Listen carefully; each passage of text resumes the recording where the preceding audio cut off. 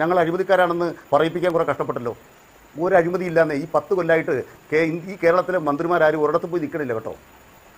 കോടതി സതീശൻ കൊടുത്ത കേസ് മുഴുവൻ തള്ളിപ്പോയി. ഒരു കേസിലും ഞങ്ങൾ പ്രതിസ്ഥാനത്ത് നിൽക്കില്ല. അവസാനം ശബരിമലയാണല്ലോ ഉണ്ടാക്കിയത്. സ്വർണം കെട്ടവരാരപ്പാ. അവസാനം തന്ത്രി അകത്ത് കിടക്കുമ്പോൾ കാര്യം മനസ്സിലായില്ലേ?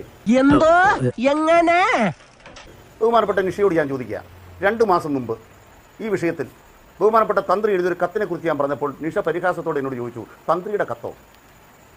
ഞാനിപ്പോഴും ബഹുമാനപ്പെട്ട നിഷയോട് ബഹുമാനത്തോടെ ചോദിക്കുകയാണ്.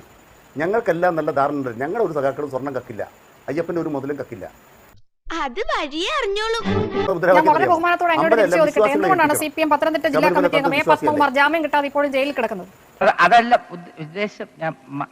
പത്മകുമാറിന് ജാമ്യം കിട്ടാത്തത് SIT നടത്തുന്ന ഫലപ്രദമായ അന്വേഷണം കൊണ്ടാണ്. ഞങ്ങൾ SITക്ക് പിന്തുണ കൊടുത്തിരിക്കുന്നു. ഹൈക്കോടതിയുടെ കീഴിലുള്ള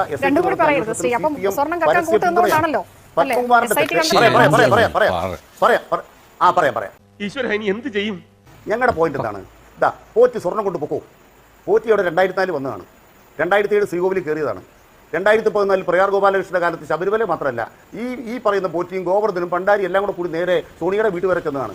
ആ പോറ്റിയെ ഈ LDFന്റെ ബോർഡ് തെറ്റാണ്. CPMന്റെ പത്തനംതിട്ട ജില്ലാ കമ്മിറ്റി അംഗം പത്മകുമാർ SIT നടത്തിയ കൃത്യമായ അന്വേഷണത്തിലൂടെ അകത്തായി, കോടതികൾ ജാമ്യം കൊടുക്കുന്നില്ല. അതിനർത്ഥം എന്താണ്? അതിന്റെ ലളിതമായ അർത്ഥം എന്താണ്? അദ്ദേഹം ശബരിമലയിലെ സ്വർണം കക്കാൻ കൂട്ടുനിന്നു എന്നാണല്ലോ.